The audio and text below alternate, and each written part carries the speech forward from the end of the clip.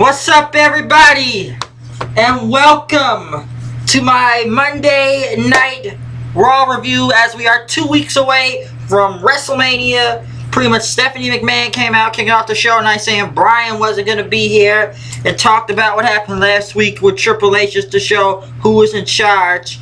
And people pretty much saying, people like you need to understand you're being led by intellect and character like her. People pretty much start chanting CM Punk then as usual.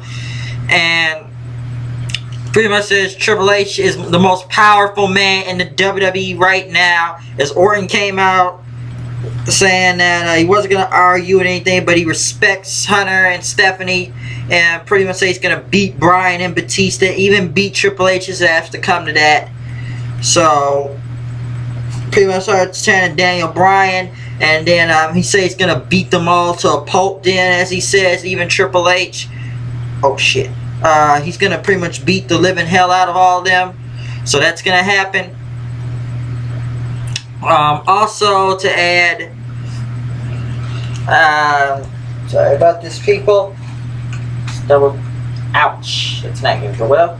But also to add, people, pretty much as she kept talking, crowd didn't look like they care. And so chant born a little. Batista came out then and was on the mic saying, I'm tired. He said he's been saying this ever since day one. He came back to become the WWE World Heavyweight Champion, and he said he's going to win, but Batista's mic kept going out then, and it literally went out as they tried to put the camera on Stephanie and Orton to try and trade mics. And Stephanie said, hey, listen, why don't you pick up that, Dave, I can't hear what you're saying. Pick up that mic right to the next side of you, and where people crowd started going crazy then. And pretty much Batista kept talking, saying Orton's drooling over her, and that she's the only one that's been drooling lately. She's just been drooling a lot as the crowd pretty much got into it then. And she tried to say something, but slapped the glasses off of Batista then. Pretty much slapped them. This up, and Orton just started pretty much cracking up, which I thought was funny because Orton just started cracking up laughing, and I thought that was funny as hell right there. He just went laughing and stuff, like just bust out laughing at Batista, and pretty much Batista then speared Orton and left him there. So Batista on the mic wasn't really that good. I wasn't even paying attention to what Batista was saying, to be honest. Like, I was listening, but it's like he just was boring the hell out of me right there for a minute. Alberto Del Rio wins Dolph Ziggler versus Sheamus versus Christian in a fatal 4-way Intercontinental title #1 contender match for the next night main event. And let me say, this was a hell of a fatal 4-way match. The crowd went insane for Dolph Ziggler, which I really enjoyed it right there. Even though Del Rio kind of missed one of the kicks, that was crazy. He missed the kick, and people started chanting, you fucked up then. But there's a lot of things a little bit botched in that match, because there were a lot of people missing their moves out there because it really went that crazy. And Ziggler kind of fell off the rope at one time, but the crowd just like literally went nuts, almost trying to chant saying this is awesome. And Dolph Ziggler doing a double zigzag on Sheamus and Del Rio at the same time, but Christian snuck up on him and hit the kill switch, picking up the win, and now he's the #1 contender to go against Biggie Langston tomorrow night on main event live, as he came in the ring, tried to come shake his hand for the Intercontinental Championship. Since all these guys in the WrestleMania Battle Royale, why could we have the Intercontinental title on the line at WrestleMania? I don't know. The Wyatts came out and did their promo.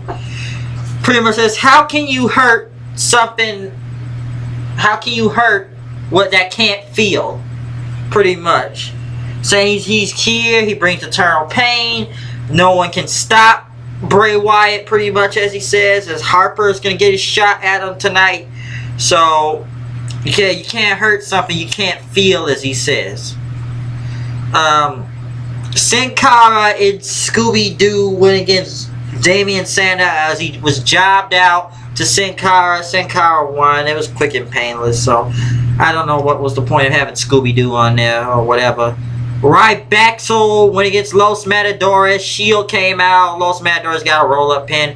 And then the Shield just start beating the hell out of Curtis Axel, and Ryback hitting the powerbomb out of him as the Shield pretty much stood tall then. And they pretty much then went in the back, talked to Triple H, saying, why haven't you done anything about this with this whole Kane thing and the Outlaws? And 70 said, you know, you guys are going to have a match. Shield versus Real Americans tonight. That's how it's going to go down. Cole was ready for his interview with Triple H. It's like you got cheering and a boo in a way for Triple H. He came out talking about what kind of era do we live in. Daniel Bryan had what was coming to him and said maybe this is the reality era. Maybe we can end this era right now because everybody starts crying, wanting what they want because they don't like what happens around in this company. So why don't we change something? Because he said this Yes Movement thing is going to end and he's going to walk out of WrestleMania and become the WWE World Heavyweight Champion because he said it was a reality era. He's just gonna be the reality era now. Why did they do this interview with Michael Cole even though they do this every Wednesday on Main Event? I don't know, and decided to do it on Monday. Why? It just happened. Fandango when he gets Cody Rhodes. Pretty much Rhodes picked up the win with disaster kick after Goldust kind of outdanced Summer Rae. Summer Rae hurt herself and he got distracted and won the match then. So I don't know why they had Goldust go against Fandango back to back in a row. But pretty much the Rhodes brothers beat Fandango 2 weeks in a row now. Hulk Hogan came out talking about WrestleMania. He was here tonight, Brooklyn, New York. He's inducting Mr. T as he was here for the first WrestleMania, not in Brooklyn, but in New York in general. And pretty much Hogan talked about WrestleMania as he called out Arnold Schwarzenegger and Joe Magoli. I'm sorry if I mispronounce his name, but as Schwarzenegger came out, he talked about he was back in the ring again. As last year he inducted Bruno Sammartino into the Hall of Fame, and now he's standing one of the greats again with Hulk Hogan. And he was pumped up and talked about his bicep muscles and all that stuff. Hogan, and he talked about Andre the Giant as he was friends with him about when he was working on his movie Conan the Destroyer and stuff. And The Miz came out saying you guys are nothing, which I guess The Miz is healed this week, and everybody said you all saw the Marine in Christmas Bounty. I've been in better movies. You guys are actors. He is the real athlete here. He main evented WrestleMania 27 BJ. I don't know. It's like one time they turn Miz face, then they turn him heel. He's face, he's heel. He's face, he's heel. I don't know what they're doing with Miz at this point. But he started, and he was, and pretty much Joe right there, Mastagoli, Mantialigo, I don't know. Miz tried to fight them, and pretty much Hogan, they pretty much hit the Miz, and Hogan threw him out of the ring then, and that was it. So, I don't know. They just buried Miz on here for some reason. I don't know why. Big Show went against Titus O'Neil. Titus O'Neil looked like he was going at Big Show, but Big Show hit him with the knockout punch, and that was it. Which was a short match. John Cena was in the back, pretty much washing his face, and looked behind him. It was a sheet mask. It reminded me of Randy Orton and Undertaker back on SmackDown 2005. But I don't know. Cena looked behind him like he was all panicked and scared of Bray Wyatt now. Pretty much having a panic attack for seeing a sheet mask, which he thought he saw in the back of him, but it was nothing. And then Cena went against Harper in, which Harper got a huge "Let's Go Harper" chant, which was big for Luke Harper right there. And pretty much to add on to that, the match was pretty much going out crazy. People would start chanting, "Let's go Harper, let's go Harper." They booted Cena. Harper was pretty much dodging all of Cena's moves then. They started chanting, "This is awesome." Cena was about to hit the FU, but pretty much then the lights came back on and Cena was literally tied to the ropes with a sheet mask on his face as the Wyatt surrounded him, and everybody started chanting, "This is awesome." Even though it was just a undecisive finish, how is it awesome? I don't know, but it was awesome. And pretty much, I don't know, it's odd how John Cena was before making fun of Bray Wyatt. Well, now he's scared to death of Bray Wyatt, and now pretty much have a panic attack of him. And pretty much everybody just started chanting, "This is awesome," when they put the sheet mask on him. AJ went against Naomi, but AJ pretty much got a match by countout. And Vicky Guerrero said, "You tried to make comments about me on SmackDown." So he was tired of, we have history, but pretty much company, you're just nothing but what do they call her? pretty much say you're just not acting like a bitch and everything. So, which the crowd went hype when Vicky Guerrero said bitch. So, for some reason, the crowd got really hyped, which was something good. I'm glad it didn't come up with some big word from it. Just kept it plain and simple. Vicky Guerrero pretty much called her a bitch then, and now said, you're going to be in this, whatever, Vicky Guerrero Divas somewhat battle, well, invitational championship at WrestleMania, and pretty much it's going to be AJ versus Naomi versus Cameron versus a whole bunch of people, the Bellas, Natalya, even Marie, which they booed the hell out of in the arena. I don't know why she isn't gone from this company yet. They haven't got rid of Eva Marie. Emma, Oksana, Alicia Fox, Summer Rae, Rosa Mendez, which surprisingly still works in this company, Layla, and Tamina. I don't really know how this... Is it a battle royale just to get all the divas on TV just for the title, or is it some type of match?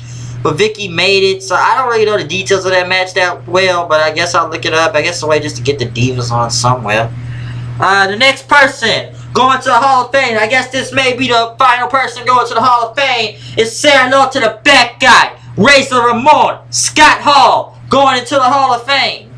Which I don't know why it should say Scott Hall, and okay, he was Razor Ramon, but then he was Scott Hall in WCW, so I guess we're going by Razor Ramon then, but we're not going by Scott Hall. I get DDP, he really rehabilitated both Jake Roberts and Scott Hall to be in the Hall of Fame, so it's good. Even though Scott Hall literally like spoiled it for like over a month or two ago, back in February, I believe, saying he was going to the Hall of Fame, so supposedly he kept giving out rumors, and I guess the rumors are true. Scott Hall's in the Hall of Fame, or Razor Ramon, or whatever.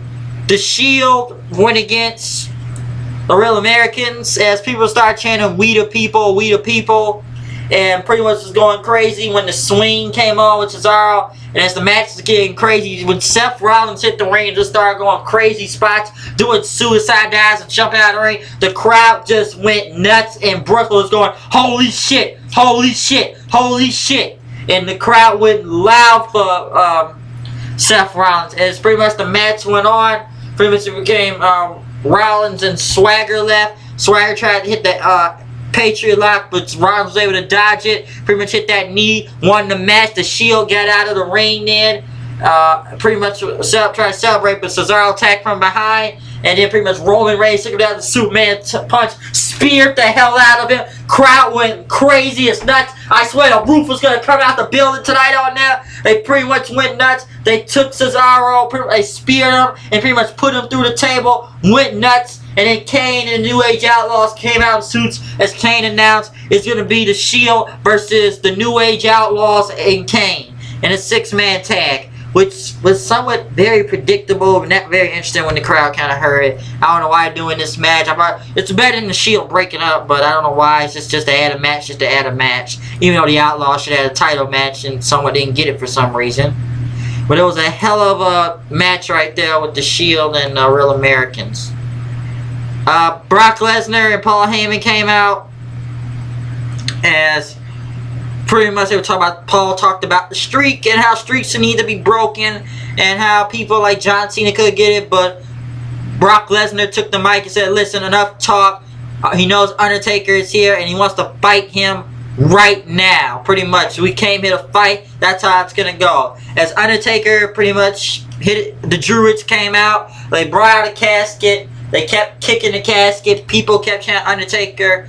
Brock just kept kicking the casket in. Paul didn't like what was going on. Brock opened it and he told us that I'm not here to play games and stuff. And Paul didn't know what was happening. And pretty much the casket reopened and the Undertaker came out. Paul started saying, "Oh my God," and stuff. And Undertaker came in and started beating the hell out of Brock Lesnar, threw him across the ropes, and then clotheslined him out of the ring then.